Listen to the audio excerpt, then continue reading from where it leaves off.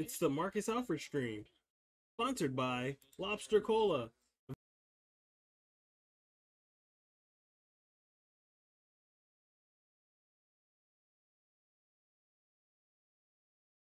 Available in regular or butter. The Marcus Alford stream, sponsored by Chork, now featuring Chork Light, the alternative meat for the alternative generation. Chork Light.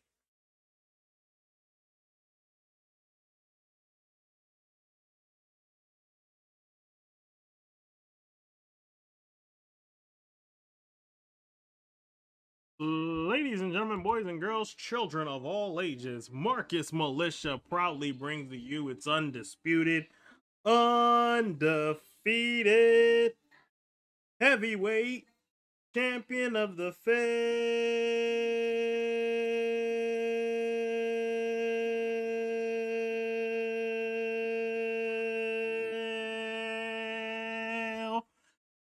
Because it's your boy.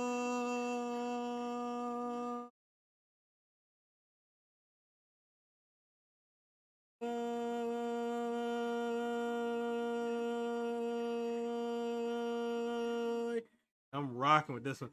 Marcus Alford, aka Heel Marcus, aka half trash, half amazing, aka Mr. No 1v1, aka Buddy McButterson, aka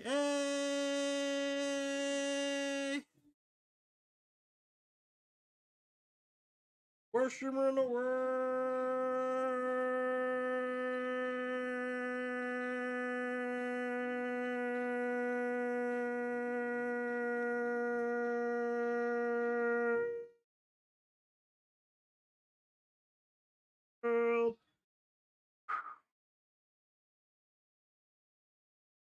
Man, and we are live, baby. It's me. It's me. It is your boy, Marcus Alford. And you already know, kick off your shoes, relax your feet, party on down to the Marcus Alford. Kick it. Welcome back, my friends, to the show that never ends. I'm so glad you could attend. Inside. Welcome back to the Marcus Alford stream, obviously. Shout out to everybody that's watching this on YouTube and HeelMarcus.com later on in replays. Thank you guys. Make sure you like, comment, and subscribe. I appreciate you so much. Whew. There we go. Got here late. Anyway, so here for the next couple of hours, shooting the breeze, having some fun. But we're gonna talk some sports. We got KyleLiterally coming through in a couple of minutes. We got Fortnite going on later on. So we're gonna have some fun. We're gonna chit chat. We're gonna do all the damn things. Don't forget tonight on Discord, movie night, 500 Days of Summer. Watching that bad boy, and yeah, it's gonna be a good time. We got a super long stream set for tomorrow. We've got Dead by Daylight to start the show, and then we're finishing it off with some Sixers live react because they're on the road. They're doing a 10 o'clock game, so we're in here 9 o'clock. You're gonna hear me talk about love during lockup because I'm live tweeting it and taking a break. It's a lot of stuff going on this Friday, but today is the day. We've got KyleLiterally back in for our good old sports chat. And yeah, we're gonna have some fun. So, you know, come through, relax, whatever. We're gonna wait for Kyle to come through. He'll be in here in a couple minutes. So we're gonna hang out in the Fortnite thing because I just saw something here, and this is super cool. They got Silk Sonic coming in the Fortnite. Oh boy. You can listen to Silk Sonic on Icon Radio. And there's a Silk Sonic Cup in February 7th. Cool. Now, obviously, I'm assuming that you can't hear that on the stream, copyrights and all that good stuff. But if you are a Fortnite player, you want to hear some Silk Sonic. And if you haven't heard Silk Sonic, go listen to Silk Sonic without Fortnite. Go listen to it. Just don't do it. Go do it now. But yeah, it's a really good album. Like, I love Silk Sonic. Yeah,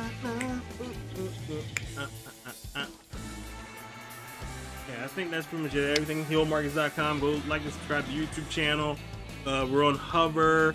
We're on Discord. We're on TikTok. We're everywhere. We're everywhere. So all the social networks are there.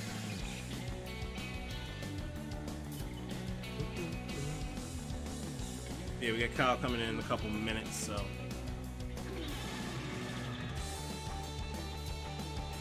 I heard a doorbell. I was like, what is that? What am I?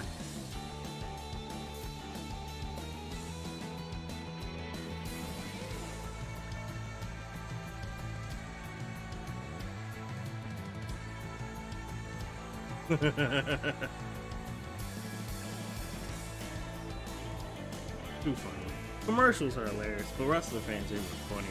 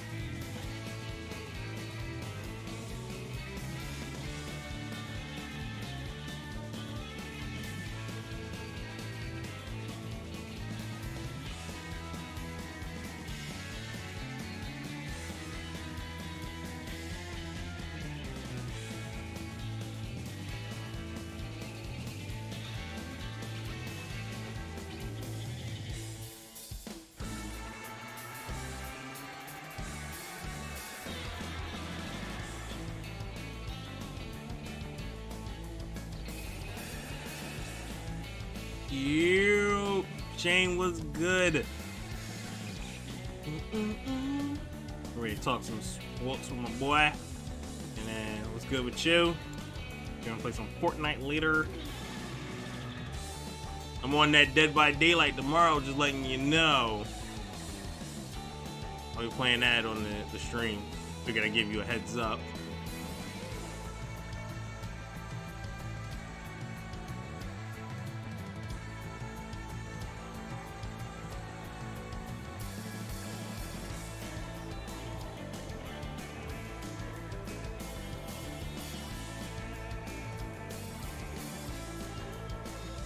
Cool.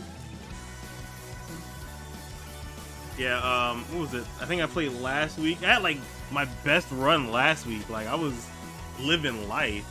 Alright. Kyle is in here. Make sure I get the homie levels right.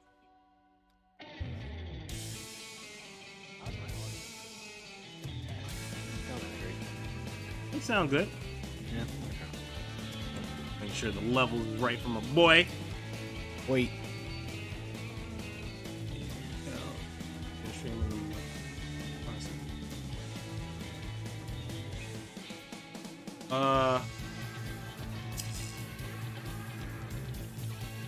Five to 9. Actually, I might be on a little bit later too, but just let me know what time and I'll figure it out. And if it's after 9, I can definitely just, you know, pop in while I'm doing the Sixers Live React. But ladies and gentlemen, we've got KyleLiterally in the building. Let's switch over. Let's get Kyle up here.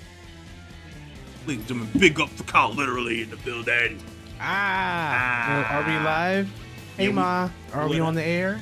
We on the air, sir. Oh, wow. How are you doing, sir? I am close to spectacular, if not fine by far. Always good. That's always good to hear. Yep. Wait a minute. Pause.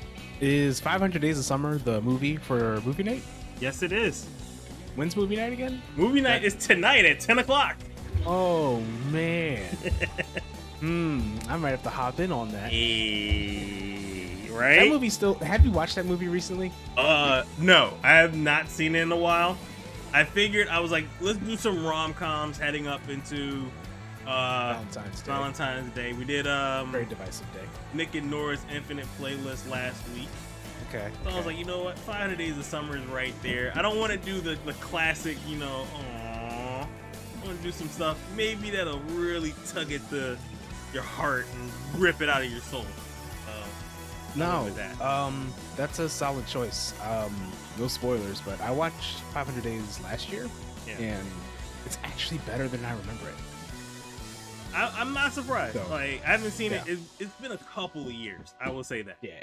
Like, because it's not something you just say, you know what, I need to see this weekend. Like, it's one of those things you pop up, you be like, I haven't seen 500 Days in Summer in a while. Might as well see what that's about. And then you realize, holy crap, this is why I don't watch 500 Days in Summer. This kind of hurts at the end of it. You're like, you know what? I'm good. I don't need this again. I don't need this pain. So, yeah, I might have to hop in on that. Speaking of, you know, the guy Joey, is 10 things that I hate about you on this list? Ooh, looks like that might be something I will be adding for next week. Do it. Because I forgot. I love 10 Things I Hate About You. It's so good. I just watched that 2 weeks ago. Yeah. And I'm like, I kind of want to watch it again tonight. It's one of those things where I'm like, I watch it and I'm like, I love it. And then at certain parts, I'm like, I hate this movie so much. Why am I watching this again? Why am I doing this to myself? And then I'll get to the end and I'm like, oh yeah, I love this movie. Yeah, this is great. It's something. Yeah. There are certain parts where you're just like, I make this end. Make this end now. Yeah. But it's charming in that way. Yeah. I suppose. I mean, basically the origin story for the Joker, so. Wait, what? It's the origin story. What do you mean? The Joker goes after Julia Stiles. Oh, right. Duh. Sorry. She's so messed up that he's like, you know what? I gotta make her laugh somehow. And he tries his hardest to make her laugh. Movie. Huh? That changes the whole movie. Holy crap. He's dancing around the football field for her, and he's high-stepping. He is entertaining the crowd. That is very Joker-like. You want to see how he got these scars? He was running from the security guards, and they knocked him over as he was dancing around the football field. Boom! And of course, who was there? Joseph Gordon-Levitt. Bam! I am blown away right now. Aha! Holy cow. Remember who was trying to get those kids off the Gotham City Island, with the bus? Yeah. Who was it? Joseph Gordon-Levitt, a cop out of nowhere. Boom. Wow. So, okay, here's the thing. You know, we're older now. Yeah. And, you know, we've been doing our things for a long time now. So it's got to the point where we can appreciate sort of not just what the stuff that gets made, right? Like, we can appreciate how it's made. We appreciate people coming together to get things done. We appreciate that. When you look at how Hollywood is and the fact that so many movie stars and directors and writers there's so much overlap, right? Like, it's all click stuff, basically. So these movies are being made by the same people, which means that everyone's essentially adding on to more of the story. Mm-hmm. So your theory actually makes sense when you consider the meta. Yep. Because whatever was coming from 10 Things I Hate About You, Heath Ledger and just that whole backstory would make sense, because that's probably somehow written into whatever Joker movie, Dark Knight, whatever. Like, it's the spirit is in there, so it is a spiritual sequel to it, and it would make total sense. I'm pretty sure there's an essay about it somewhere on the interwebs. I'm pretty sure somebody wrote about it on The Guardian. Yep. It's fine. That's cool though. That's an interesting thought. We never saw Julia Stiles again. Never saw her again. Did we though? I mean, she was like, okay, we're not gonna get into that, but yes, that's true. The other girl ended up getting superpowers and becoming Alex Mack. I mean, it's there. Wasn't Alex Mack before that though? Oh. So she got the superpowers. She ran from the government and then joined this family and then started dating Joseph Gordon-Levitt. Boom! Okay. That's her origin story. Alex Mack is the origin story for her to end up meeting Joker. What if Joker got the chemical imbalance because he was around Alex Mack too much? Let's go! Let's go! We just cracked the code. Let's go! Watch out, Illuminati. Alex Mack created the Joker. Let's go! Hire me, DC. Let's go! How can I make that a tweet? The Secret World of Alex Mack premiered October 8th, 1994, and was wrapped at January 1998 was the last episode. So, and 10 Things I Hate About You came out in 1999. So Alex Mack is the prequel. 10 Things I Hate About You, which is the prequel to The Dark Knight. You heard it here first. He created the Joker. He ruined everything. Joseph Gordon-Levitt watched the whole thing. Which means that all of this is really a dream because we're actually just trying to incept Alex Mack. Then Joseph Gordon-Levitt left those kids alone in Gotham, calling himself Robin, and he disappears, and then goes meet Zoe Deschanel. Boom. And then he got his heart broken. That's what he gets. Boom. Who directed 5 Days of Summer? Because if Dark Knight, let's say Dark Knight and Inception have some connection to 10 Things I Hate About You and Secret World, both of those movies were directed by Christopher Nolan. So now I need to do some reconnaissance on Christopher Nolan and his relationship with Heath Ledger before those movies, Joseph Gordon-Levitt, and Larissa Oleynik. I have to know this now, and probably Julia Stiles. I'm sure that's somewhere in there. So there has to be some dots that connect there. How did this show go off the rails before it even started? Before it even began. It's good to be back. Thanks for having me. We didn't even touch a topic yet. No, I don't even know what the topics are. I just showed up. We already know what the topics are. We already know what the main story is. Yeah, it's one topic today, isn't it? No, we got a couple. We got a couple. Okay. We've got BS. I'm not even gonna say his full name. We got BS. BS. Wow, it's accurate. We've got the Washington football team.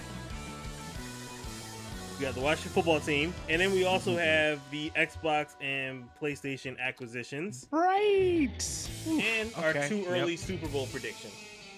Yeah. So, you want to start with BS first? I guess so. Let's just get it out the way. Yeah. The elephant in the room. We tried so hard to never get to this topic again. We've talked about this topic pretty much every time we've had a sports chat. Yep. And we talk about it offline. It just won't stop. It's the majority of our texts. Really. Yeah. You just get a text message. Oh, what happened with Ben now? Yo, it's. I feel like I get anxiety every time you text me. So I'm just like, what BS just happened with BS? Who did we trade him for, and why is that trade so terrible? Well, I wake up every morning and I see a text from you, and it's just memes usually. But some other times, it's some Ben Simmons news that I'm just never ready for. Yeah. But we've got 1 week of this left because the trade deadline is a week away. We're still going to be talking about it after. I honestly don't think he's going to get traded. No way. Which I'm fine with. I honestly, if I'm the petty person, I'd make him stay the entire 4 years. Wouldn't even care. Not a care in the world. I'd make him stay for the entire 4 years and have him just sitting there at the film room watching people play. I really wish I could be in the locker room, just be a fly on the wall in the Sixers locker rooms, because if you've seen in some of the press conferences that they have had over, like, after the games and stuff like that, Joel Embiid, even the one that Joel Embiid and Matisse Thybulle were interviewed at, where they were just like, yeah, you got to shoot the ball instead of passing in the dunking space. And I'm just like, and you can see Matisse, like, his facial expression. You know, is shade happening. And, like, can you imagine? See, here's what the issue is, and what I think is really happening. And I'm not an expert in mental health, but I totally respect it. And anytime anyone says that that's an issue for them, I totally respect it. And I want to make space for that. However, when the homies know that you have mental health issues, they got your back, right? They're going to look out for you, and they're not going to go on a press like a post game press and throw shade. Nope. So there's something happening here that has a lot more to do with just mental health reasons. Yeah. And I think Ben Simmons just may not be the person that fits into that organization because, you know, he's got the celebrity boo, right? And then, like, are they still dating? I don't even know. I don't care. They're engaged. Congrats, guy. Lord. Yeah. And that's what I'm saying. Like, he's so Hollywood. Yeah.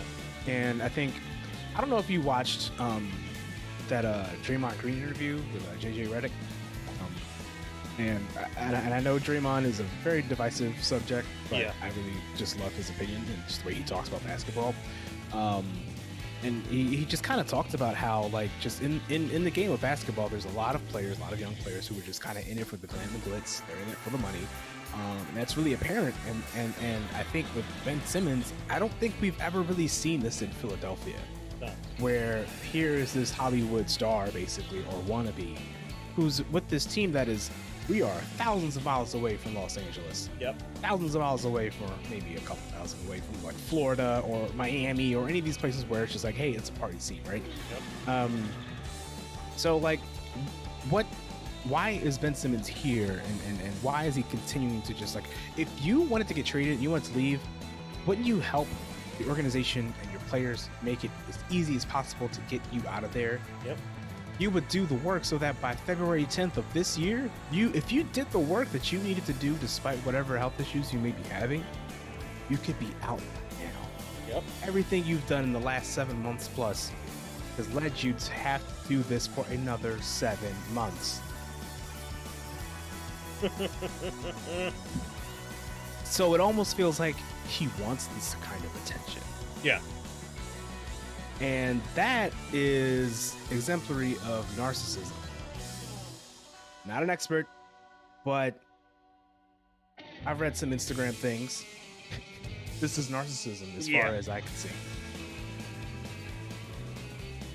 My whole thing is it's tiring. Like, it's exhausting. It's exhausting. I'm not even on the team and I'm exhausted just hearing about it. I can only guess what the guys on the court had to deal with the first couple of weeks, because I know they kind of just blocked it out after that, but the first couple of weeks when they were like trying to get him to come back and they're like, yo bro, come through, let's do this, let's figure it out, blah blah blah, and he kind of just went and it was just like, well.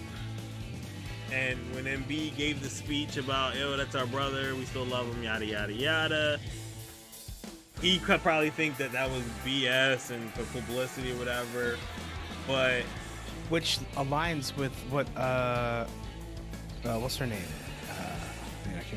Her name, but she works for ESPN. The report that you sent me talking about how Ben Simmons was like mad because Doc Rivers didn't just show up at his workouts. Yeah. Oh, Ramona Shelburne. Ramona Shelburne. I couldn't think of her first name. But yeah, that tells you everything you need to know about exactly that. The fact that he just wants to be pampered in that way. But yeah. It's one of those things where it's like, dude, this is, and most of this stuff based off of what Shaq was saying, and Shaq was on his podcast recently, and he talked about how Ben Simmons was mad that Shaq reacted the way that he reacted and gave him a nice scathing little piece on NBA on TNT, or Inside the NBA, there we go. And he DM'd him, and I know he explained how he felt or whatever, and Shaq understood a little bit. He said, but you have to figure this out. You need to go talk to your teammates. Embiid is out here putting in God work right now. Like, seriously, he's in God mode. You do all-time not numbers. Want to pass up an opportunity to be working with that type of guy who will definitely bail you out when you start to fail.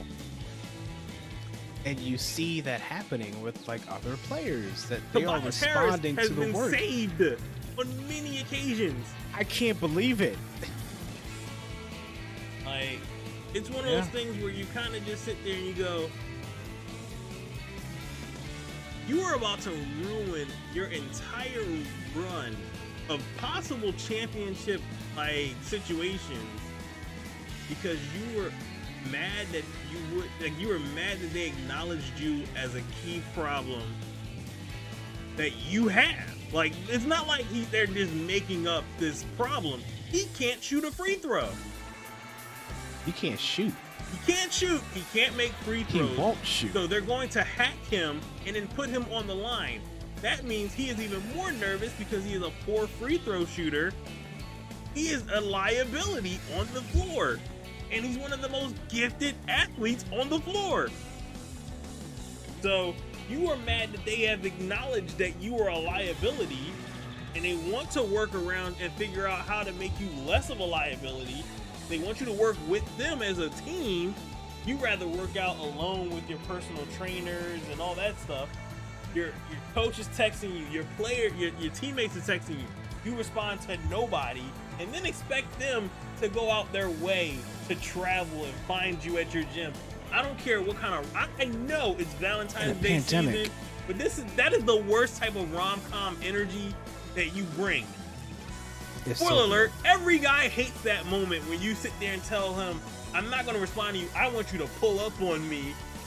First and worst, if you ignored 14 messages and texts and calls, that's it. I'm sorry, actually, it'd be like 4. You ignore 4 messages and maybe 4 calls and combined, that's enough. I'm not chasing you down in no gym. It's weird. It's totally weird. But it also factors into his scouting report coming out of college. And he's proving a lot of those scouts right. And which really sucks. Yeah. Because I was like, oh man, the scouting report is terrible. And I was like, oh, they probably just hate him because he's overseas or whatever. No, they were right. You're right. 100% right. And if he wants to sit here and, because here's what's going to happen. He's going to get traded to some bum team. The bum team's going to buy him out. He becomes a 1-year loaner for some championship quality team that might win the championship. He could help, whatever. So he has a ring. Kudos. You're not going to stay on that team because obviously you're a liability. They don't want you. So you're going to move on and you're going to go to some other bum team that's going to give you a massive contract. You're going to hate that place because, spoiler alert, rebuilds aren't always good. Also, you're not somebody you want to rebuild around. You're terrible. You're not a leader. Then you're going to sit there, you're going to mope over there, you're going to hate that place, and eventually you're going to get traded to another place, and then you're going to hate that place, and all of a sudden you're going to not make any money, and all of a sudden they're like, he can't make free throws. Why are we keeping him here? Then he's going to get injured, and you're going to like, why are we keeping the injured guy who can't make a free throw? Then all of a sudden you're like, I don't really need him. Let's cut our losses. You trade him to another team. Then he's sitting on another team. They buy him out because here's the thing. He's wasting roster space. Because you know what we're going to find? A guy that can quality shoot once in a while and can make a free throw. Now, he's unemployed. He's got like 14 jerseys with his name on the back of them. And you're screwed. And your career is now looked at as, he was good for a minute, and he just kept bouncing all over the place. That's not a good look. Here's the thing. Shaq's an amazing guy. If Shaq would have stayed in LA and figured out his issues with Kobe, he would be they would put up Yankee numbers of championships. Yeah. Yankee level numbers of championships. But he sat there and said, nah, I'm the guy, I'm the star, everybody needs to cater to me. I made Steel, I made Kazam, I made Shaq Fu. Shaq Fu, never forget. I made all the hot songs with Flavor Unit and whoever else was available from Jersey crew of rappers. You know what? Wow. No disrespect to Flavor Unit, not the Queen Latifah. But I'll say, let's just stop. If he would have stayed in LA, figured it out with Kobe, they would be killing it. Multiple three-peats all over the place. They'd have went down as the greatest tandem of all time. He went to Miami. He got a ring there. Cool. Then all of a sudden, he's in Boston. Then he's in Phoenix. Then he's in Cleveland, and he's all over the place. He's fat. He's useless. He's just bumming it. I forgot where else he landed. He was collecting jerseys at this point. That is the possibility of Ben Simmons. Because right now, and you got somebody like Embiid that's calling you a bum to step up. He wants you to just step up. He called Tyrese Maxey a bum. You know, Tyrese was like, "Yeah, I'm tired of them calling me a bum. I got to do some stuff. Like, I got to go ball out." Hold my beer. Like, for the record, Orlando Magic, LA Lakers, Miami Heat, Phoenix Suns, Cleveland Cavaliers, and Boston Celtics. a lot of jerseys. I always forget that Shaq played with the Boston Celtics. It was weird seeing that big guy in that bright green. Ugh. Didn't like it. It was so ugly. Ugh. Couldn't stand it. Ugh. And he was out of shape too. What do you think was worse to look at? Shaquille O'Neal in a Celtics jersey or Michael Jordan in a Wizards jersey? Shaq was sad. Shaq was sad. Michael Jordan's seasons with the Wizards were actually pretty good. And I think a lot of people forget. He was averaging like 20 and 8. Like Shaq was fat, and it was kind of just like, oh, bro, don't. It was like that old head that you knew just could have hung it up, and you just won't let it go. Yeah. Like, bro, no one's gonna listen to your demo. You're 45. Stop it. Right. But Jordan went out there and he was like, you know what? I still got a little bit in the tank, and I'm not gonna give you old Jordan vibes. I'm gonna still score here and there. I mean, he was also just, killing some time before he owned the team. So, what you call it was, fueling his like Papa John's career. Kind of sad. That was sad to watch. It felt weird to see either one of them in jerseys that weren't their team jerseys. But I felt weirder watching Jordan in a Wizards jersey because I was so used to seeing a Bulls jersey. So it was one of those things where you saw it the first time, you were like, weird. What kind of weird universe are we in right now? Jack, it was like, oh, bro, ooh, you all right? You need a couple dollars? Like, yeah, we can help you out. Pies. But yeah, I really want this kid because he's still. I still look at him as a kid because he's totally a kid. This is childish.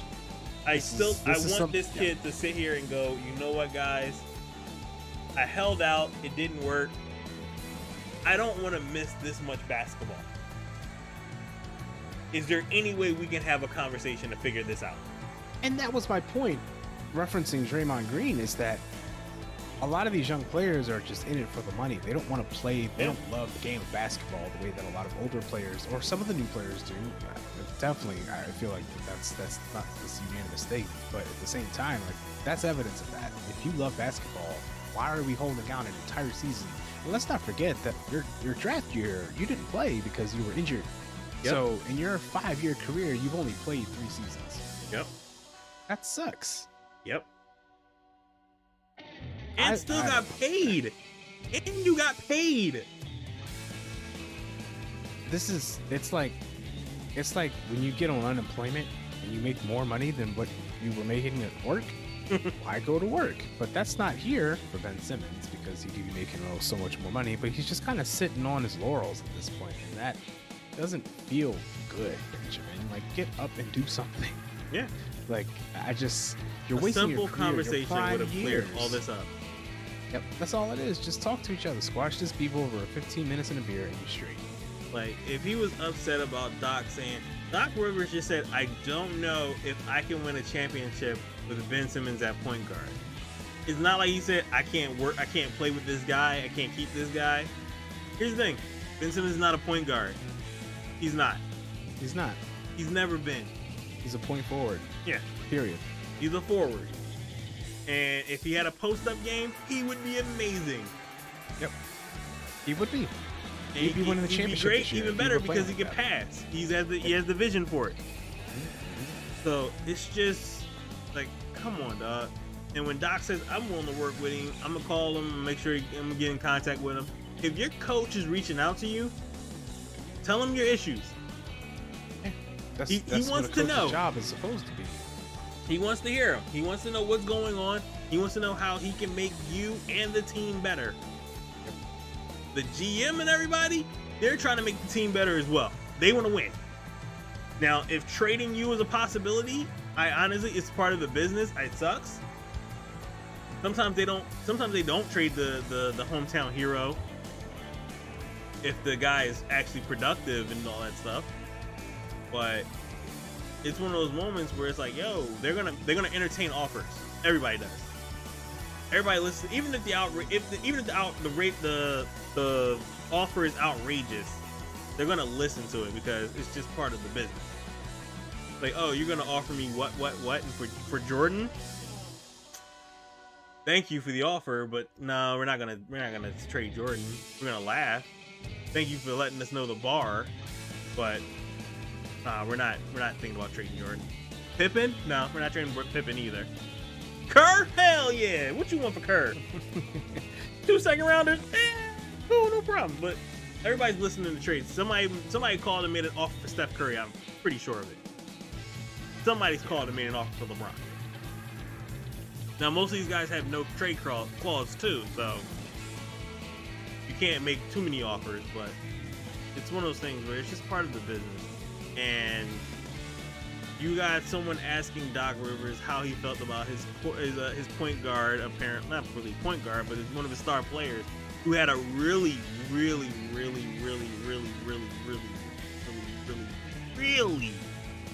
bad performance during the Atlanta series. We had no business losing that Atlanta series. None. But not only just Ben was terrible. Embiid was bad.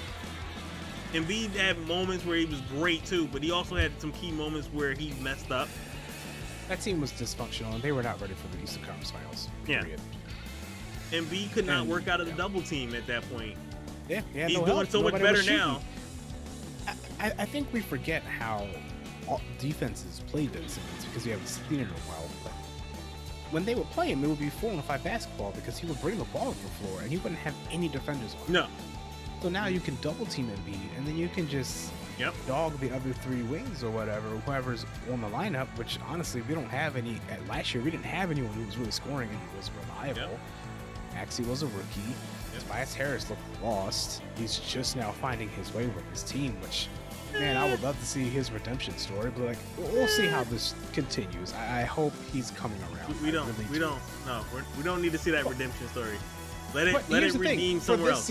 For this season, I think there needs to be a redemption story in that regard because Tobias Harris is the only person on this team who can be a scorer, especially late, and can be a versatile scorer. I don't think you're going to be able to rely on Tyrese Maxey, especially come playoff time, to be your number 2. So right now, Tobias Harris is our best bet to be a number 2 because he has the experience. He's been in the league. He knows how to score. It's just that I don't think he has been able to fit in the system in a way because Ben Simmons was in the way. I think this team has finally figured out their moxie and what their identity is as a team, or at least they're figuring it out. I think Tyrese Maxey's success is key to that. I think Joel Embiid is key to that. So it's taking a lot of pressure off of these players to have to elevate their performance in order to make up for the fact that there's somebody on our court who isn't shooting the ball. Yeah. So. I also feel like Tobias Harris has a chance to excel more when you got Steph Curry out there. I see Seth more as the second scorer over Tobias at times. Yeah, because Seth goes out there and he's going to shoot and he's going to drive. And he's also streaky though. Yeah, he's very streaky at times too. Yeah, but you're going to see him shoot no matter what. Like Tobias Harris can all of a sudden disappear and have 12 points. I'm like, yo, where were you all night? And then I'll see him complaining about not getting a foul call. I'm like, bruh, just take it up. You bigger than everybody. Yeah. Why are you playing like you're Tyrese Maxey size? Like Maxey's playing like I gotta go through these guys. He's like AI out there sometimes. I'm like, yo, he really is. I'm like, be really careful, sir. Mm-hmm. Yeah, I remember seeing those AI games, and I'm like, yo, you fell kind of hard, sir. Are you okay? Like, let's not do that. He's taking some hard falls. Yeah. So I'm like, let's not do that again. Like, let's take it easy. And I just don't understand how, if this is a professional basketball organization, they have resources and access to personnel, etc., facilities that can just help you up your game, right? I'd imagine that the Sixers, they're a good team. They've been a good team for a while, you know, in history. So it's not like you're just going to some G League. But like when you see the improvement of someone like Tyrese Maxey, who stepped up his game so much in just 1 year, but then you see Ben Simmons, who's just refusing to improve, but then you see these shoot-around videos every offseason where he's just taking these jumpers and stuff and making them. Those mixtapes and are I'm the just worst like, things he could ever do. it's baffling to me, and it's the dissonance is just appalling. It felt like more disrespectful than anything that he put those mixtapes out. It was petty. Yeah, because it's almost saying like, hey, look how good I can play, but I'm not doing this for you. Because fans were like, yo, come on, man, we just want you to shoot. And he spent all summer posting these videos of, hey guys, I can shoot. And then you get in the game and they're like, you gonna shoot? Nah. Nope. And I don't understand how you can be someone who wants this kind of, you know, attention, but yet you aren't doing anything to warrant you getting the attention, because you're really good at passing and running defense, and in transition you're great, but basketball is about shooting the basketball and scoring points. We could talk all about philosophies behind basketball and how the game is played and what the game is, but basketball 101, dribble, shoot. Yep. He doesn't shoot. Yeah. What other player do you know has had that kind of success or is expected to be this kind of max contract person and isn't shooting or scoring the ball when it matters in playoff time? And you're getting 6 points? Even game? Dennis Rodman, who was not known for scoring, would score the ball if necessary. But he had an identity. He scored when it was necessary, and he wasn't like, he wasn't afraid to dunk the ball when you're in a dunker in a crucial Game 6 situation. I just don't understand it, and that is the difference for me. And it's just, man, if I don't know what's going on in this kid's head, and I don't know his history, and I'm not here to pass any sort of judgment, but just from what I'm seeing, this just doesn't make any sense to me. The most egregious part about this, he's got Doc Rivers and Sam Cassell, two people who know more about basketball than Ben Simmons has ever since he's existed. Like, they've been in this business for well over this kid's life. Yeah. They can tell you. They've seen it all. Sam Cassell was literally around KG. Like, he's seen all these legends and stars. He's played against Jordan. He's played against Kobe. He's played against AI. He's played against them all. Doc Rivers played against Mo Cheeks and Dr. J, I believe around the same time. I think so. Yeah. But he's been around all over the place. He's coached Paul Pierce, of all people, one of the most egotistical bums I've ever met in my life. I don't care. He could be good. He might be good. Don't judge me on that clip, but he sucks. But he's coached them all. He's coached Kawhi. Wait, was Kawhi there when he left? No. Wait. I think Doc got 1 year in with. You got 1 year with Kawhi, right? I think so. Or was that before? To the Google. I think. If he didn't, he still coached KG, Paul Pierce, Ray Allen. Like, he was there during the Boston situation. He was there in the LA situation with the Clippers and Tobias Harris. Like, but you got these guys who have been, wasn't he in Orlando at one point too?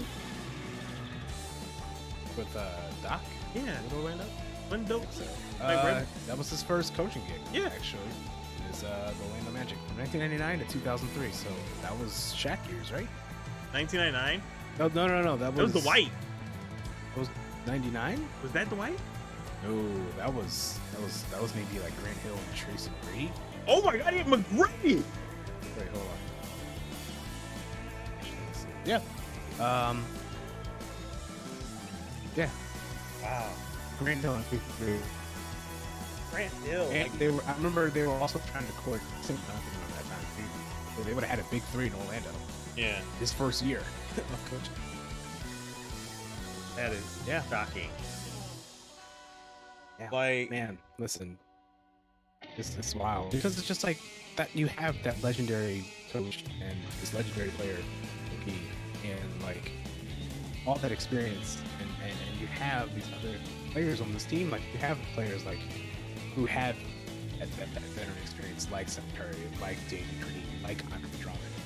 These older players that are just like, hey, they can impart this wisdom on you, and just like how to play the game of basketball off the court and stuff like that, and just what that lifestyle is, and also just like what it takes to be an adult who's responsible and accountable for their things in life, regardless of their mental health state. And I think it's like to have that kind of support and that kind of brethren is so vital in order to kind of conquer something like that. And he has that in front of him, or had it.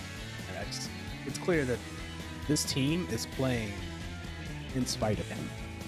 And I think that might have a lot to do to explain just why they're on this run that they're on right now, right? They want to prove, like, can you imagine?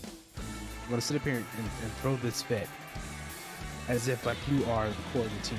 And beforehand, like, in 2020, 2019, we're like, we keep both of them? Do we trade Ben Simmons? What do we do? Or do we trade Joel? And, like, just imagine if we traded Joel and kept Ben Simmons. Man. But at the same time, like, that was a thought. But now we see, like, clearly who the winner is here. It was Embiid. And clearly the problem that was holding the Sixers back for 2-3 years was like, a lot of that falls onto that other coach we had in Ben Simmons. It does. And also, we can also duck on, who was our president before? Not president, or whatever before Daryl Morey? I can't even remember his name. It's terrible. But like all the other moves they were making in 2020, that team they put together in the bubble. Yeah, like whatever team they had together last year in 2020 during the bubble, that was a terrible team. We had like 3 centers, and like 2 guards who couldn't shoot. So it's just like, what are we doing? And I think that's changed now for sure. I think this team can really make some noise in the playoffs. I don't think they're going to win the finals. I think they'll even make it to the Eastern Conference Finals. I don't think they're going to win the finals there either. But at the same time, this team is remarkably better than what they were in 2019 and 2021. 2019, they could have got on a run. I think they could have taken the ship that year, but that was with Butler, Jimmy right? Butler, yep, Jimmy Butler, JJ Redick, all of them. That should have been our first championship. That should have been our first championship for sure. And like Kawhi Leonard hit a lucky shot, but I think you got to look at the rest of the series. Yeah, you know, like I'm pretty sure there's some evidence there that's just like, hey, look, here's kind of what happened with each player and stuff like that. And I think Embiid was younger and stuff like that, and you know, didn't have the drive that he does now. But like, if he had this drive that he does now and just had someone like Jimmy Butler, like, man, we never should have let Jimmy Butler go. Well, I mean, to be honest with you, I think the worst part about Jimmy, when Jimmy left, I think we still had we didn't have Doc yet, and we still had, what was his name, that guy. Yep. And he was catering to Ben, and Jimmy saw that and was like, I can't do this. And if we'd have had Doc, or if we got rid of before Jimmy left, and we ended up getting Doc or whatever, and Doc would have been like, let me talk to Jimmy real quick. Jimmy, we're gonna change all this up. We're gonna get this going. Sign here. We're gonna get these championships. Then I feel like we'd have had a better shot. I feel like we also would have been able to keep what's his name? JJ Redick. He even said it on podcast. He said that one of the regrets that he had in his career was not being able to stay in Philly. Yeah. It just felt like everybody saw Brett and they knew Brett was not the guy. Brett Brown was not going to lead anybody to a championship. He was not a leader among men. He would just be there. He didn't care.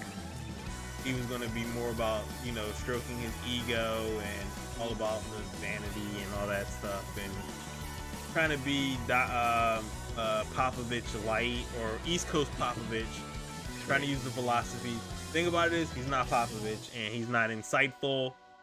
We're just like, bruh, just coach. And that philosophy doesn't work with this team. No. You're trying to build a team that works for the early 2000s in 2020, like in the 21st century at this point. Like, that doesn't work. He's also trying to build a warm weather team in cold weather. Yep. Like, that's a team, like, his philosophy is cool in Miami. where it's a little warm. You can kind of be a little bit more cash. You're in Philly. It's cold. I'm not gonna be sitting here looking at you and everybody's getting like rub downs and whatnot after I just came in from a blizzard. Like, I want to get some wins. I'm not coming here just to hang out. Like, this is not a clubhouse. Right. This is not a party town. Yeah. So it was like everybody was trying to be gritty, and he came in here looking like Franklin. Like, no one cared about Franklin. We're gritty. Yep. We're totally gritty. Like, yeah. So I'm hoping they can figure this out. It's just one of those things where it's kind of just like, come on, just go have a conversation. Here's what I'm hoping. The trade deadline passes. We don't trade him. We say, you know what? We'll figure it out in the off season. If you want to still go. All-Star weekend comes up. Doc's not going because there's no need for him to be there. He's not coaching anything. Embiid's out there because he has to go for the All-Star game. Maxi's out there because he's going for, I'm assuming, the Young Stars game because he's here too. But everybody else is still at the facility. Go talk to Doc, because honestly, right now your issues is with Doc and JoJo. Yep. Go talk to Doc first. Hear Doc out. Give Doc your issues or whatever, your concerns, your problems that you've been dealing with this entire time. Have a real grown-up conversation. If you feel comfortable, say, all right, I'm feeling a little bit better now that we've been able to clear the air. I made some mistakes. You've made some mistakes, even though I feel like Doc didn't really make a lot of mistakes. He kind of just kept it real as a coach. And I'm willing to extend my activities on the team as I grow more comfortable. Eventually, I need to have a players only meeting with the team. Let them know how I felt. I need to get this off my chest because I've been sitting around for the last 3 to 4 months, or actually 7 months, doing nothing, or playing Call of Duty and not talking on social media. So I got some issues. Couldn't really write about it in text form because I felt like this was just a lot of pain. I almost forgot about that. He was streaming a lot. Mm-hmm. It was weird. Yeah. Yeah. Can you man. Mm-hmm. If that's not your field. Yeah. Your basketball field. You could do that after your career is over. Well, actually, no. They can do it at the same time. Because shout out to Boston Scott for the Philadelphia Eagles. Two-sport player now because he just joined the Rocket League championship. So now he's a pro Rocket League player. I mean, that makes sense. But what I'm saying is that, like, he's been distracted from the jump. Yeah. So that tells you everything you need to know about what his goals are in basketball. Because, man, can you imagine just holding out for this long, seeing this team be a game or a game and a half out in the first place a couple weeks before the All-Star break? You're winning because you're not there. Yep. You seem to be working. But honestly, if you could plug Ben Simmons into this team, and I think it could work, even if he's not shooting. But at the same time, because we got shooters now, right? Mm-hmm. So it's just like, all right, put him in at the 4 spot, and then just like, that's worth the number 1 seed in the East, no question. We're going to the finals because this dude is talented. But I don't think that's what he wants. I don't think that's what he cares about. He does not care about winning a championship. He cares about getting paid and getting laid, and that's it. So, and there's nothing wrong with wanting that. No. Those are great things, but that doesn't serve the rest of the team. Not at all. All right, let's we both side because we're just hoping that's it. That's it. Yeah, fingers crossed. We'll see. So moving along. That man really did lose $19 million. Bro. I remember the first concert I went to. And my mom gave me $40. It was a Madonna concert at the First Union Center. This is 2003. Yep. I lost that $40. Mm. I have not lost a single dollar since.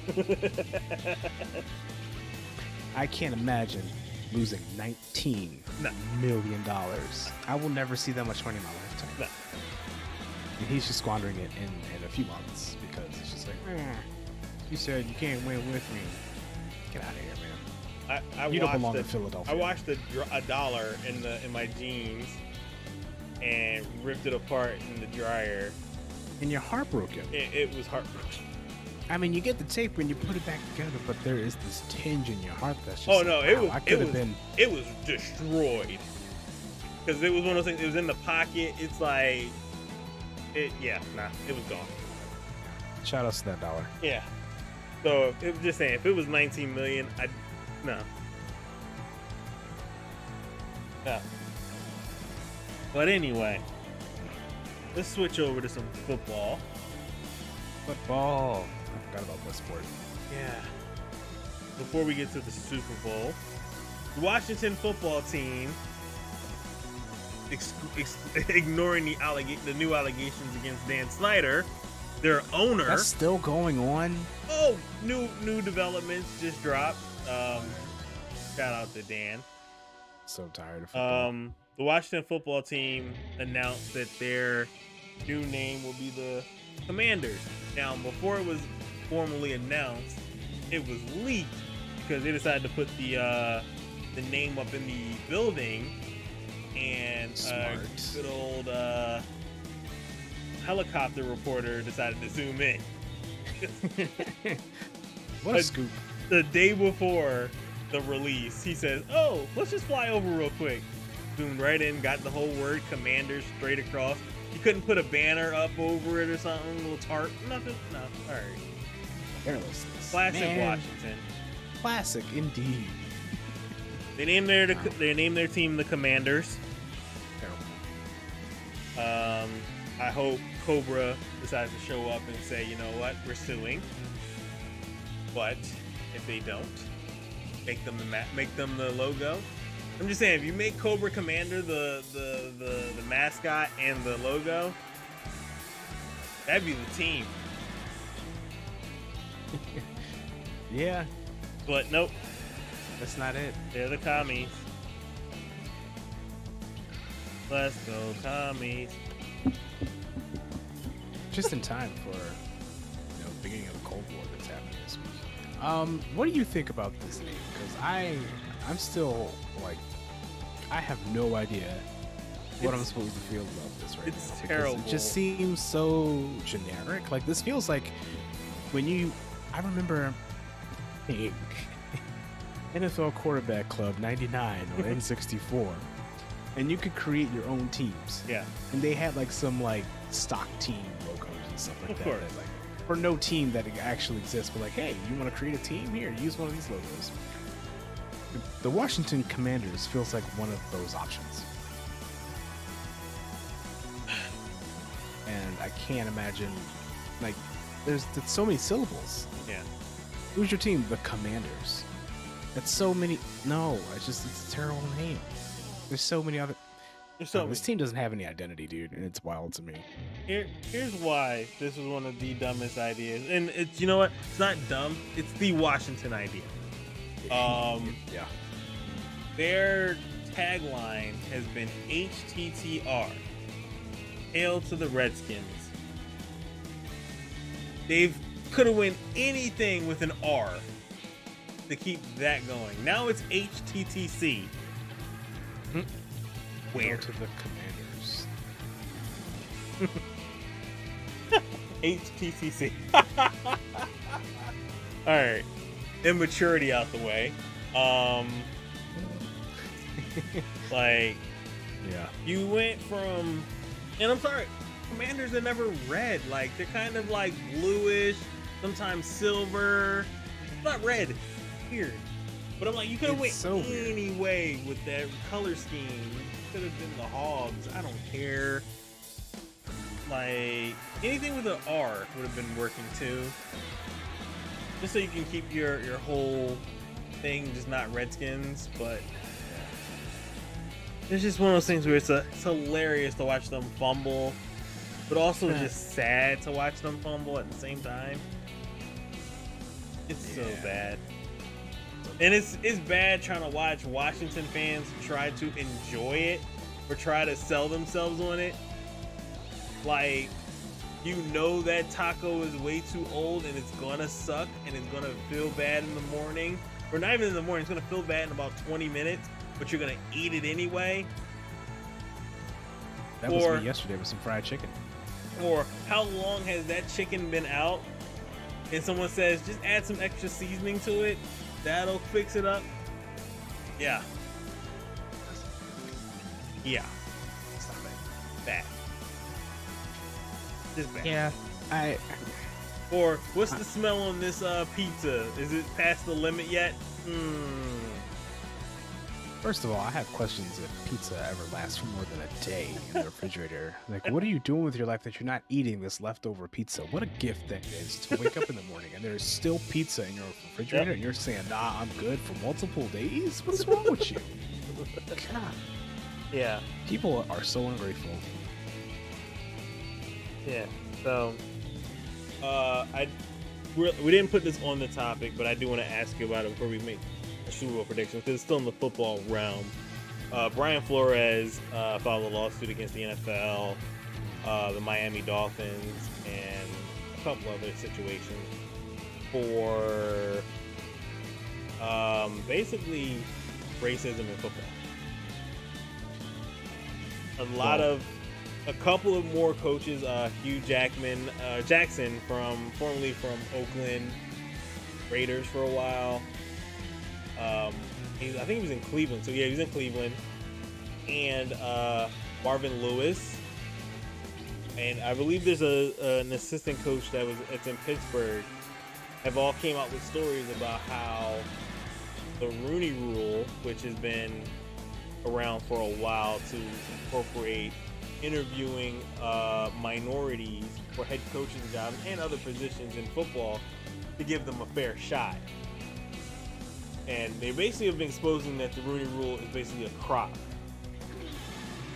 And they're interviewing minorities knowing damn well that they've already basically picked who they were going to sign beforehand.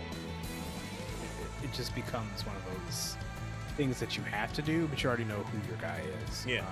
And it's one of those things where it doesn't really help the football coach now to go in that interview. You're almost wasting their time. And this is what's wrong with initiatives like this. And whenever you see an initiative like this, it really is a red flag, actually, because you're putting in place these rules, these ideas that, hey, you have to do this thing in order to be able to hire someone, to be an equal opportunity employer or what have you. Clearly, football. I mean, you can't spell football without racism. Let's be real here. Despite the fact that it's majority black players, that doesn't really just justify. That's the same thing as the NFL being like, oh, well, we have black friends, but like anyone who has to say something like that clearly is out of touch with what you're actually asking of that person. So when I saw the Rooney Rule back in the early 2000s, if I'm not mistaken, I kind of felt the same like instant like, ugh, this doesn't feel like it's gonna work out. This doesn't feel like. Feels like it's just like a publicity stunt. It's a gesture. Yeah. They don't really mean it, and they're just sort of bypassing it by being like, "Hey, we know that this is going to be our person, but we have to do this thing." And you see that in other organizations. You see that as someone who has worked in a lot of different organizations and stuff like that. Like, you see things like that kind of pervade into hiring process, the management process.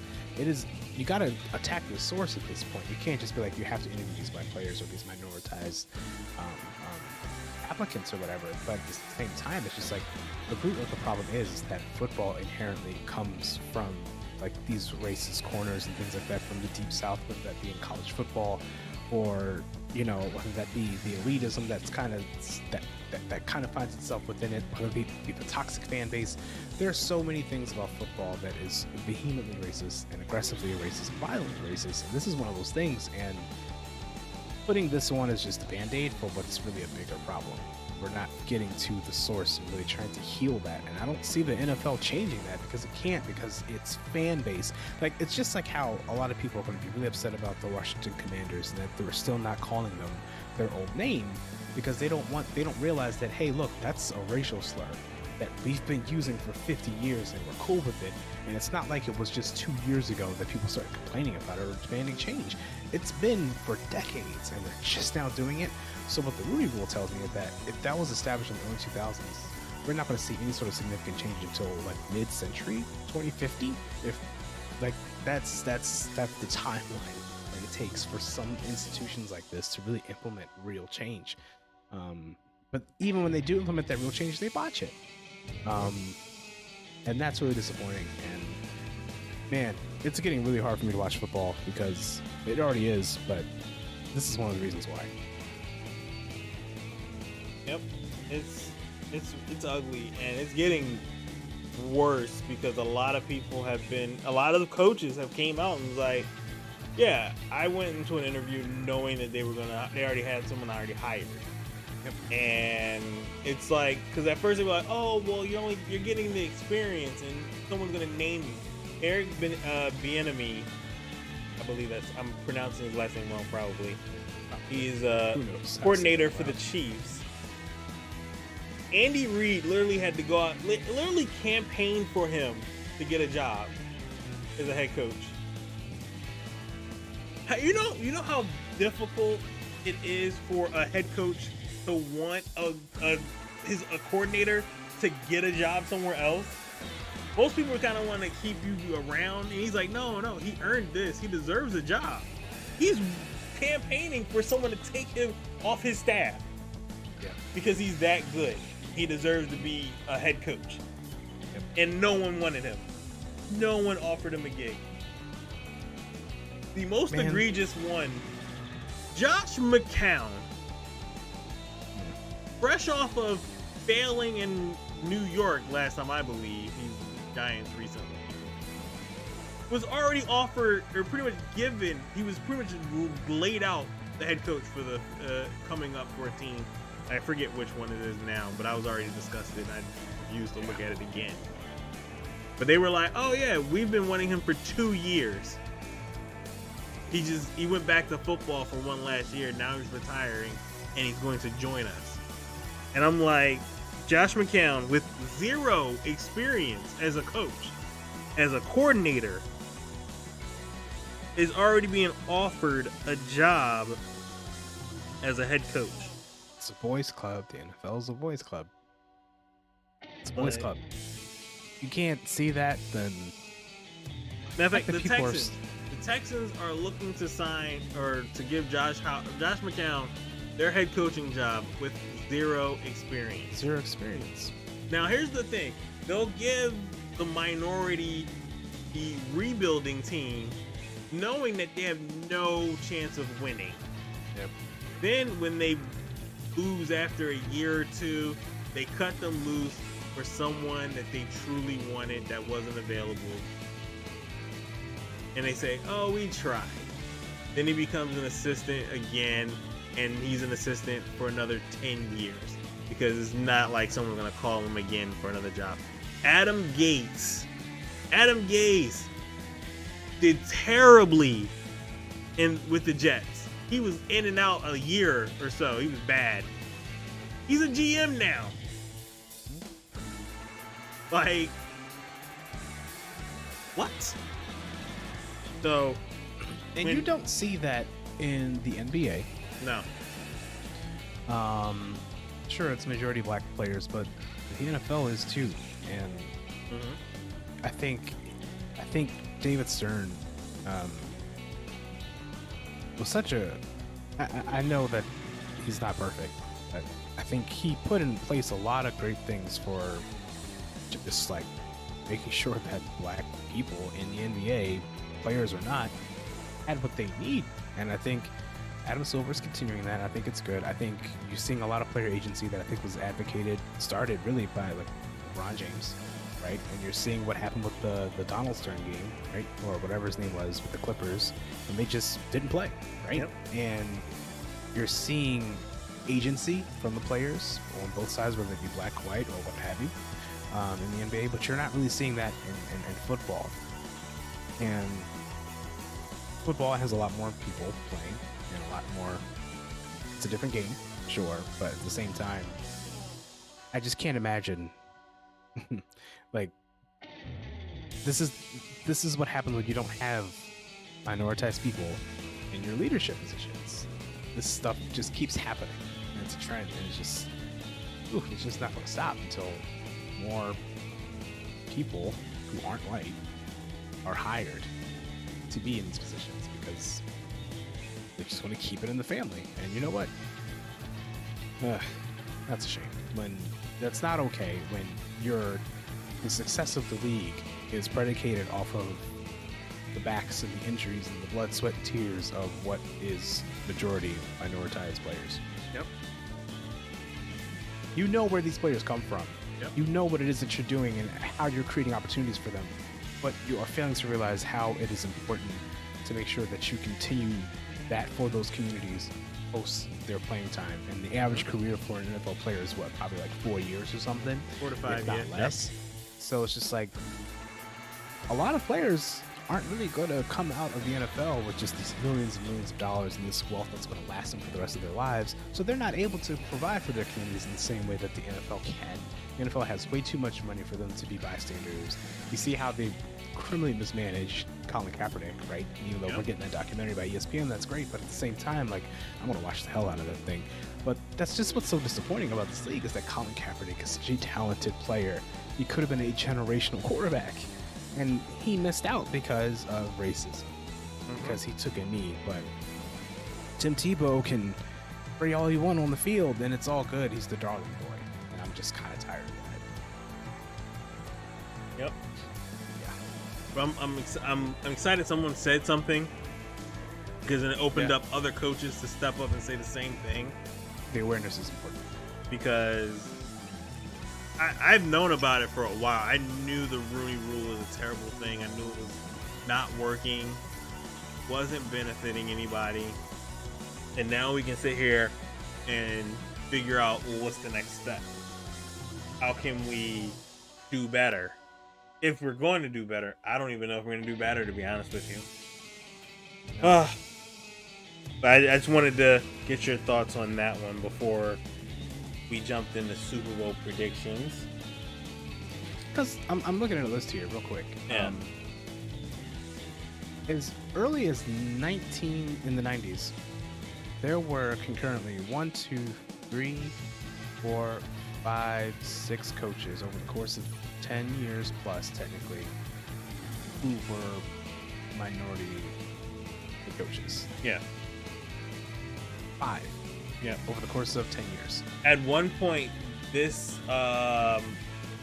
before this offseason was over, before the playoffs really started, we had one black coach. It was Mike Tomlin. And that's it. Because a lot of them, Brian Flores got fired, a couple of people got fired, and it was just good old Tomlin by himself. So that's kind of wild, because now that you mentioned that, I'm looking at this list even more, and I'm just like, wait, that's always kind of been the number. 5 or less. That the 90s was actually the most concurrent number of black coaches, and like there's some more now, but like what I'm also noticing from these numbers from this quick list that I've just kind of pulled up on. I think you had Denny Green. Yeah, and like these players aren't coaching for a long period of time. No. They're out in 2-3 years. Yeah, that's their limit. That means that that's their limit. They're burning out. So and imagine what that's doing. They're not even burning out. They're being pushed out. They're getting pushed out. Yeah. Because imagine what that does. What they did to like, Brian Flores, they tried to put him as he was difficult. And Michael Smith said this on his show. They put him as difficult. They put him as he was unwilling to work with management and all that stuff.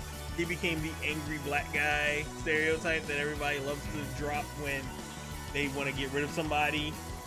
And when you find out, he refused to take a payment to lose games, like, you're taking dives, you're actually tanking in a 17 or 16 game season and you were paying these guys to take these dives is wild. And you have franchises that are taking so much money from fans, and you're telling them, hey, we're gonna put a crappy product on the floor and we're gonna charge you regular price for the most part. Deal with it, bums. My hard-earned money went to a Browns game and all I got was this lousy t-shirt. That is not what you want from a football experience. There are 2 Hall of Fame coaches that are black. Wow. And there are 1, 2, 3 who have won a Super Bowl.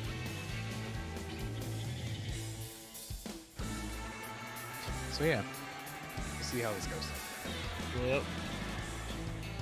Yep. But other football news. The Super Bowl is coming up. I guess. It's not this week, it's next week.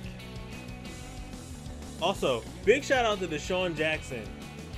Finding his way to quit on the Rams to go to Oakland. And now your former team is in the Super Bowl. Yep. Congratulations, you played yourself. You really did. All because he didn't get enough of a role. Bruh. But you got the Rams taking on the Bengals. No Tom Brady, yay! And he's Tom retired, Brady. yay! Huh? And he's retired. Yep. Right. No Tom Brady, no Gronk party bus. Kind of depressing like that, but you got Joe Burrow, or Joe Burr as the streets like to call him. Joe Burr. And you got Matthew Stafford. Dude, I can't name, other than Matthew Stafford, I can't name one player who's playing in this game right now. Is Chad Johnson playing? Who? Chad Johnson. Chad Kurt Warner. Ochocinco. No, Marshall Falk. no TJ Houshmandzadeh.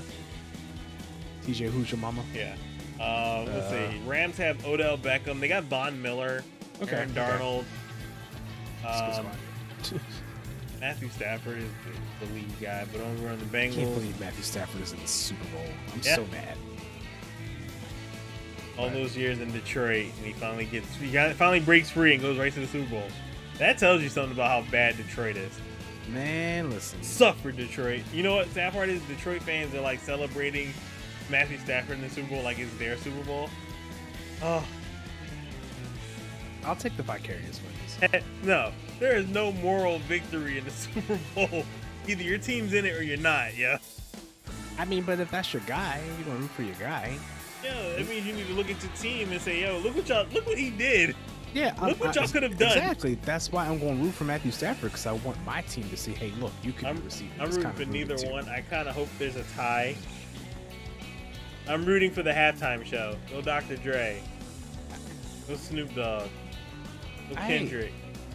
Go Eminem. Go Mary J. If Eminem can pull off Superman in the middle of the Super Bowl, I'll celebrate that. If Snoop Dogg can pull out gin and juice in the middle of the Super Bowl, please do it. That'd be hilarious. Yeah. Yeah, I want Mary to get the old baseball jerseys out and do some real love and call Method Man, see if we can get that song out there too. Like let's just go all out. At what point? So this halftime show, I'm looking at this. This is 2022. Yep. Everyone that's listed, except for Kendrick, their prime was like in the 90s or early 2000s for Eminem. Why is this so millennial? Dude, deep cover 96.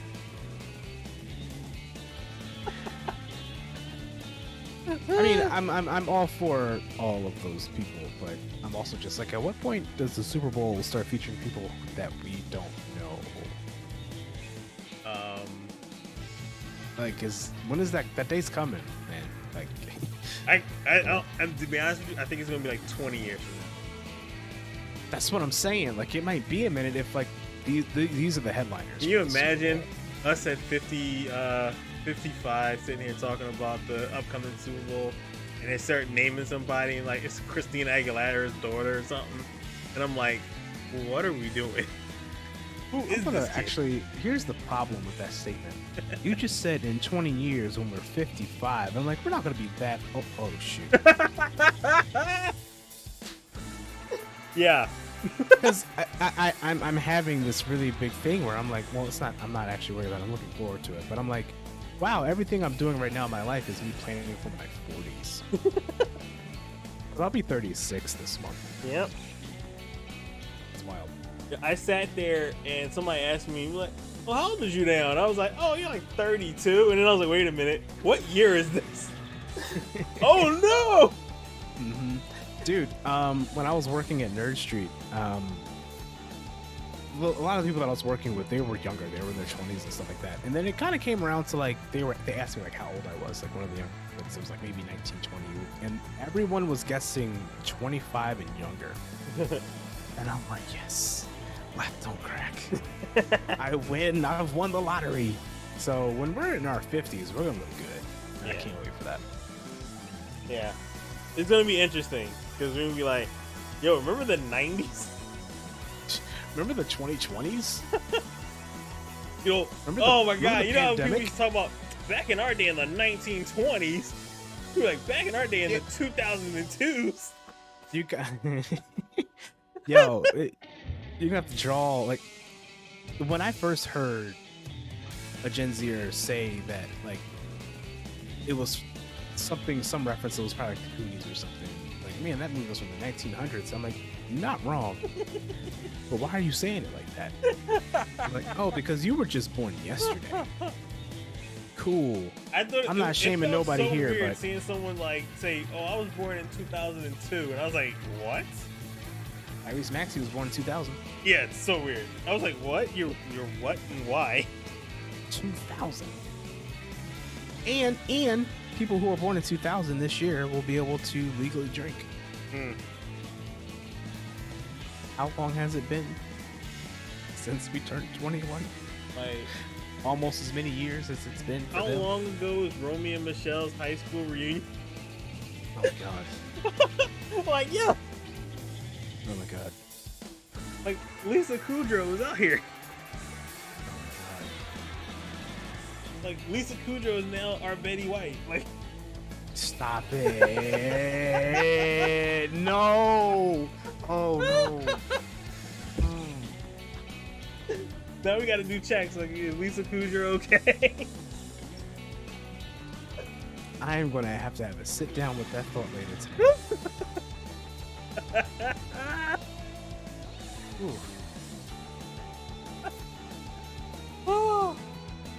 Oh. That's so weird. Like his kids are talking about the Super Mario movie, and I'm like, I remember when it first came out, and like, oh, there was a Mario movie before this. Yeah, yo, that's where we're at right now. All of our references and the movie quotes, they are dated. Yeah. Like you talk about if you throw out a Rush Hour quote to somebody who's like 18 years old, my God, look at you like, what's Rush Hour? Right. Or their only remembrance is Rush Hour 3, and I feel bad for everyone that think that that's their first memory of Rush Hour is Rush Hour 3. And they probably went to go see it in kindergarten. They have no clue about Money Talks with Chris Tucker and Charlie Sheen. You know Charlie Sheen from Winning, and not Money Talks. Oh, or 2.5 Men. They only know one They specific little. They only know one specific Little Kim. Oh, they don't know original Little Kim. It's almost like those, like Nicki Minaj and Cardi and Megan and all them. Those are like their first black women rappers. Oh my god! You know what I mean? Oh like, god! For us, it was Foxy Brown, Lil Kim, Money Love, all them, Queen Latifah, MC Lyte. Those are dated references now. Bro. The original members of Destiny's Child are now listed as Black History now.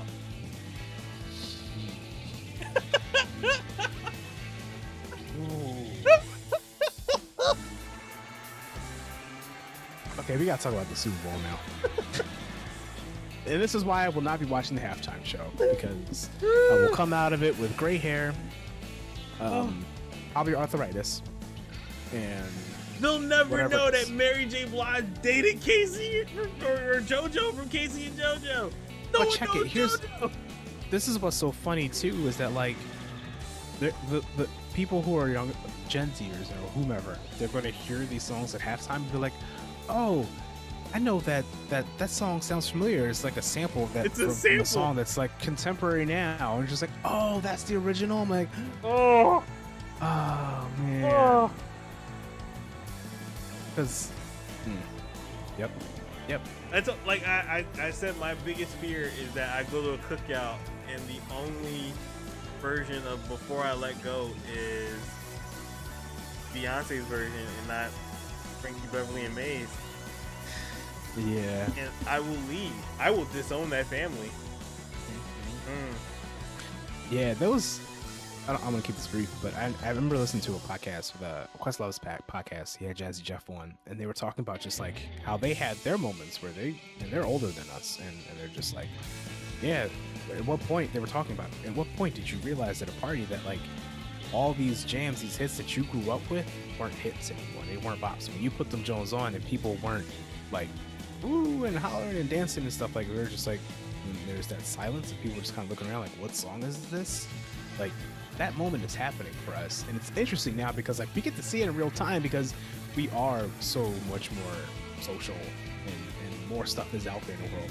This was happening to our parents in the 90s and 2000s, right? But now it's happening. But they didn't have Instagram and Facebook and stuff. They didn't even have Zanga and MySpace because they were too old for it then. Yep. So like they missed 2 generations of social media because we on TikTok and all that other stuff now. I'm not, I'll tell you that. And even I'm looking at social media, and every time I post, I'm like, who cares? You're 36. No one has any interest in what you have to say, man. You'll go away. And I'm like, you know what? Actually, I'm cool with that. Oh my God, It's you've weird. become that old person. No, but I've always been that old person, though. That's You're the like, thing. I'm about to post something. No one cares. I'm old. You can't tell me you can't hear that in your voice, that you're acutely aware of just like. You know you're like- old when the electric slide hits and you went, oh snap, the electric slide. And all the other kids are like, ew, what's this? And you go, oh, sacrilege. Like, The electric slide is trash. I'm sorry. Hot take. wow. True. It's trash. It's trash. Yo, just tell your grandma that her macaroni and cheese is trash at the family reunion. Like, First of all, rest in peace, Nanny. Secondly, I would tell my mom that, and I would never tell her that because then she would never give me any more, and I know better than that. I don't cook on Thanksgiving. I go to my mom's house and get leftovers. Come on now. Can't screw that up. we're not I that can old. dunk on the electric slide. The electric slide is not going to get me leftovers. What? Yo, my grandma used to be like, yo, hit that electric slide. I'm like, you know what? I don't even like this dance. I don't like line dancing, but I'm gonna do it for you, Granny. That's And then she why I gonna don't put that like the extra- electric slide. She Like, gonna put that extra love in the plate. I was like, I'm for it. the electric slide, I'm realizing, was probably like a trauma trigger. Because I was never taught how to do the electric slide. Why was I never? Oh, that's So why. every Now we time I know. hear the electric Now slide, I'm we like, know. I can't do this dance. Now we know. So you know And then what? I feel left out. So you already know. Next time there's a gathering, that song's coming on, and you're electric sliding your heart out, buddy. I don't know how to electric slide. Well, you'll learn. It's super I'm easy. good. It's too late. I'm all, no. No, you're never. First of all, you're never too old to electric slide.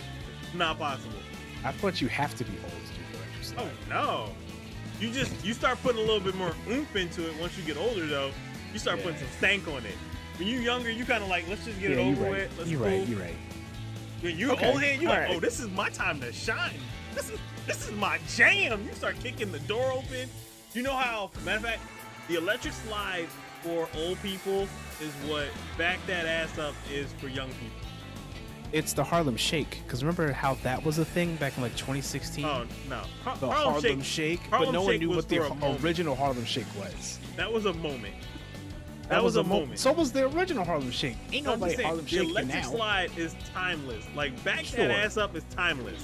You'll hear that song still, and people are like, Cash Money Records taking over. We're like, whoa, whoa, whoa, whoa. You're right. Hold up. It's an instant twerk. Electric. They're here. It's electric. Oh.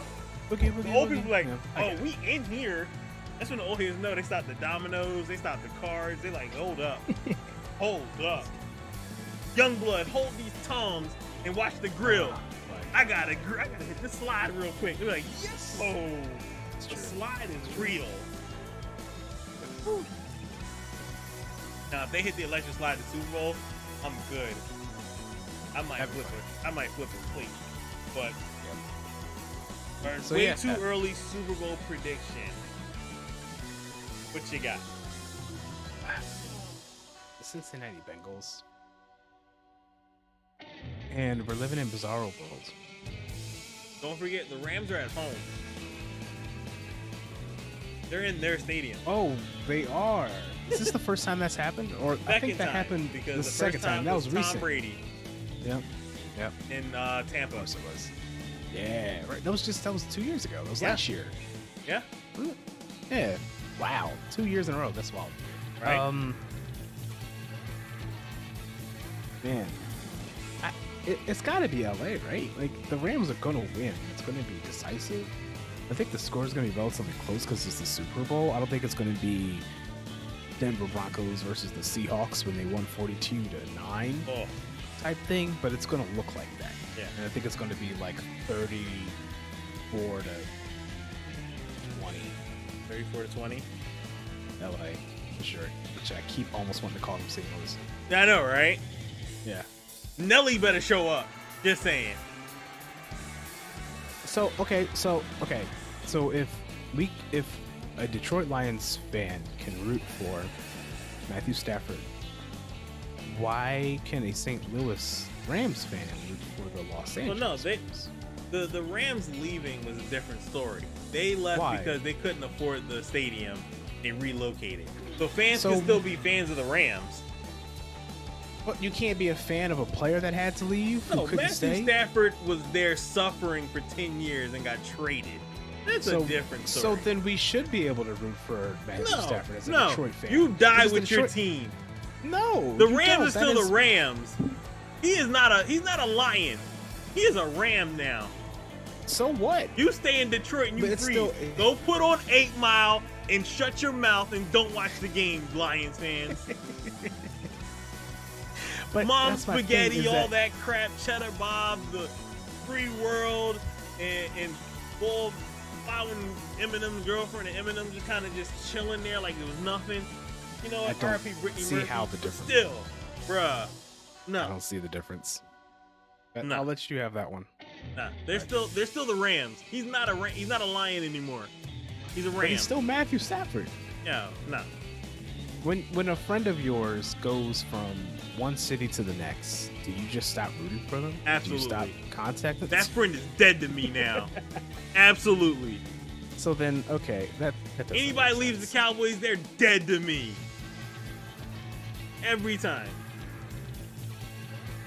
Sean Payton was dead to me for the Saints. Now he's a free agent. Hey Sean, what's up, buddy? So if come through. Dak Prescott dead to me. When Emmitt Smith went to Arizona, dead to me. Okay, I mean, that I could see because that's okay. Sure. I don't see the difference between why can't you have an alliance with a player or players? Like, never. If Joel Embiid got traded, would you still root for JoJo? How is JoJo going to be dead to you?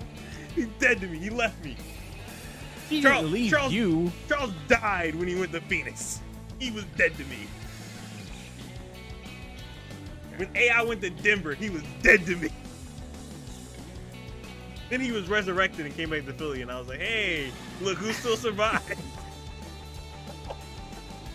But a team can leave the city, but you could still root for them. They're still the team, though. They're still the Rams. But they're still the player. No, he's not the same player. He's wearing a whole different jersey. He's in a whole new location. It's not Why are we only judging people not by their entirety and not the sum of their parts? Mario Matthew put on Stafford Luigi's had hat. nothing He's still to- not. He's still Mario, like, but he's not. He's wearing Luigi's clothes. It's not the same. So that's like being mad at like the fact that Sora is in Smash Brothers. Like if you're a Kingdom Hearts fan, you can't root for Sora in Smash. No. I hate you. That one, I Anyway, don't know. That one, I can't really fight on that one. But It's the same thing. If Ooh, Bungie Shredder's leaves in the, Xbox to that little Sony, are you mad at Nickelodeon fight Bungie? one too. Wait, what? They added Russia? Shredder in the Nickelodeon fight. Oh, that trash game. That's cool. But no, I just feel like Stafford was a lion. He's always going to be a lion. They're always going to have a special place in their heart. But he's not with you. Now, I mean, granted, you're going to feel happy for him, but I wouldn't be out there cheering like we still, like that's my team. That's not my team. Like, That's right. You don't have to root for the team. You can root for the player. I mean, I'm not saying they can still, feel great about it, but these guys are cheering. that is not what you said 5 minutes ago. Well, no, I mean, certain people are going to feel that way. Me personally, he's dead to me. If he leaves my team, he's dead to me. All right, I get feeling I will accept emotional that. for a guy because you're rooting for the guy. But certain dudes are rocking Rams jerseys, and I'm like, that's just weird. You're not a Rams fan. You're a Stafford guy. Cool. But you're not rooting for the Rams. Don't root for the Rams. That's weird. No. Okay, I mean then. I like guess that Reggie makes sense. White, but I'm not rooting for the Packers ever. I like Reggie White. I was never going to root for the Eagles ever.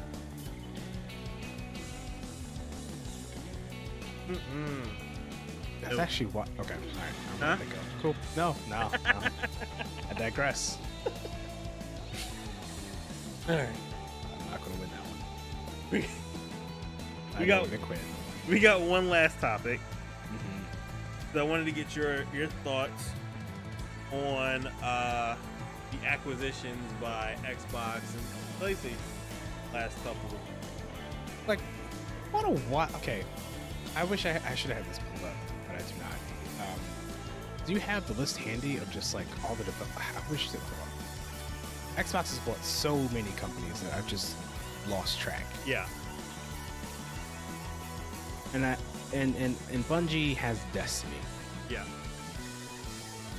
I don't know who else Bungie has right now that's like active. What active franchises do they have outside of Destiny? Because they don't have Halo anymore. That got pulled out. Yeah.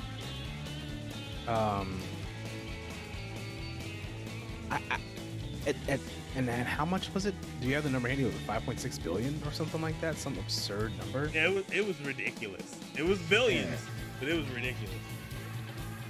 So, okay, all right. I've got a list of all the games developed by Bungie. Yeah. 1990, they made a game called Nop. GNOP, exclamation point. Operation Desert Storm, Minotaur, Pathways into Darkness, still early 90s. Marathon, Marathon 2, Marathon Infinity, Myth, Myth 2, okay, you're getting there. Oni, don't sleep on that game's great. Halo, Halo 2, 3, Halo 3, the Collector's Edition, whatever, Halo Reach, and then Destiny. Destiny 2 are like the only Halo, Reach, and Destiny 2 are the only 3 games that they came out with in the 2010s. I think this. I don't know what Sony has planned, but I'd imagine at that kind of number, they must be set up to expand this Bungie's roster. Yeah. And probably have some new IP that's going to be coming out.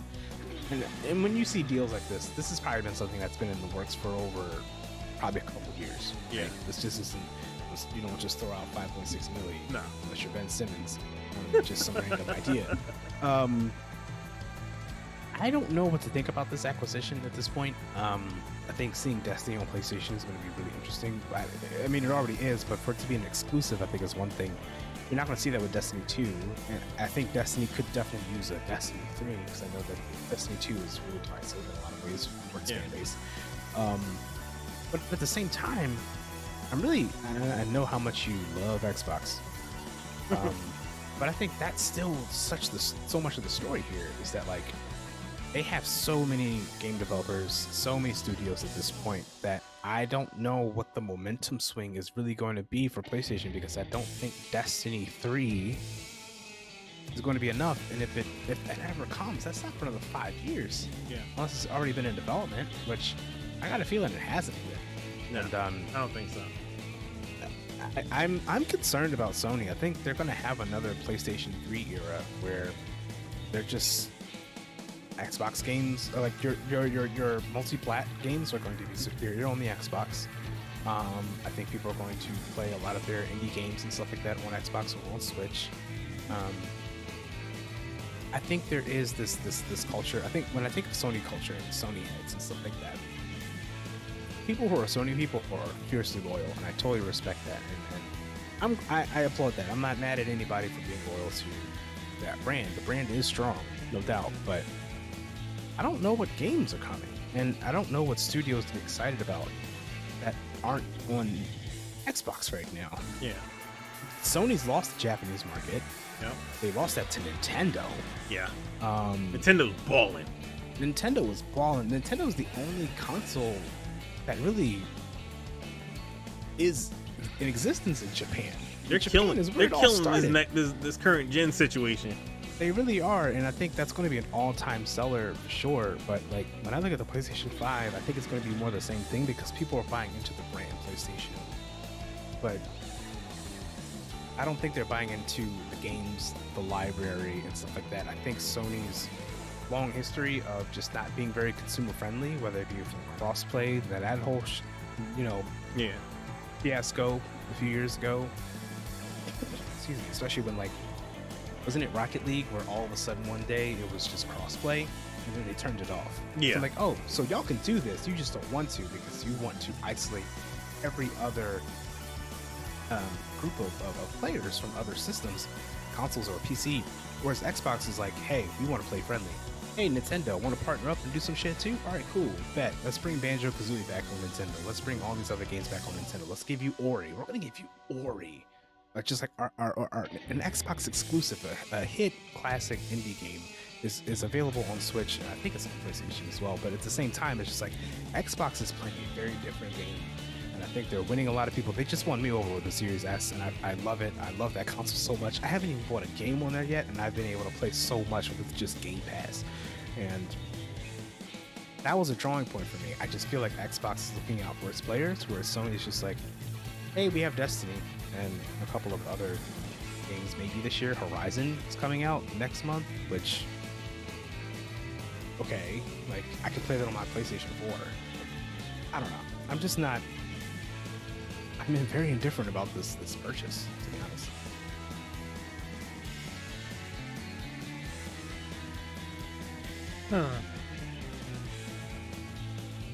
Yeah. PlayStation has said that they are acquiring more. So This is probably just the beginning. yeah, For sure. It's an arms race now. And I don't know. It's gonna be cute why to see we're all that here. arms racing going for Xbox and PlayStation, and Nintendo's just gonna sit there and say, "Hey, do Smash Brothers, guy." And they go, Yeah, and just look at the attach rate for Switch games that have come out. Mario Kart 8 is still a bestseller. Like every month, it is Nintendo's Grand Theft Auto 5. Yep. That game will continue to sell like gangbusters for the next few years until Mario Kart 9 comes out. And I think Mario Kart 9 is going to be a really different game. I think whatever Switch 2 is going to be is going to really blow people's minds. Wait, in like Switch this way 2? that I don't think. Whatever is the successor to Switch. "Oh, I thought you were saying like Pro or- Switch 2 was already coming out soon." I'm like, Oh no! I'm like, dude, I just got the Switch. Right, but I think we're 5 years into the life cycle of the Switch. Yeah. So there's another console coming for sure, and I don't think Nintendo's getting out of that game. I don't think they are equipped to do cloud gaming or some big beefy console that can play the games that are on Xbox and PlayStation, because their players don't want to play those games, and they're doing their own thing and they're doing it well, and they're doing it very well. And you can see what Nintendo's doing. You can see what Xbox is doing. I can't see what Sony's doing, man. And I don't know who. It's going to remain to be seen what this arm race brings to the table for Sony. But don't know, man. Like they closed Japan studio last year. They closed some other studios as well. I just don't know what's next for Sony, and I can't know that because I don't work there, of course. But no one saw Bungie coming, so we can't even really be like, hey, what's the next studio? Because you can't predict stuff like that. But I hope Sony makes some moves so that way there could be more games on PlayStation 5 in the future. Because, and I know this is like a lot is happening with COVID and stuff like that, so we have to put that in perspective. But there's just not anything to get excited about with PlayStation for me, personally. So, I don't know. Woo. Hours of gaming hot takes, sports hot takes, We do. electric slide slander. I have another hot take too. Ooh, let's hear it. My Prerogative by Britney Spears is better than the Bobby Brown version. All right. So, ladies and gentlemen, Kyle literally has been a great guest, and that's it for him tonight. He's clearly tired. Yeah, I stand by that. I stand by it. I want to thank my brother for coming through. No, because as soon as I heard My Prerogative, I was like, oh, I know where this is going. Nope. Yep. Hey, Britney Spears version is a bop. I'm not saying it's not a bop, but like, no, you're not going to disrespect New Jack Swing. No, thank you, KyleLiterally, for coming through and hanging out with us. We're gonna take a small break, Reno, while Kyle figures out life or whatever he got going on over here. I'm trying. This is just nonsense right here. But we're gonna get back into Fortnite and everything like that. Get a couple of squad matches going before we get out of here. 9 o'clock. Don't forget, 10 o'clock. We are over on Discord for movie night. I almost said 10 things I hate about you. 500 Days of Summer is the movie. So give us 1 second. We'll be right back. You know, the usual. Thanks again to KyleLiterally. Hey.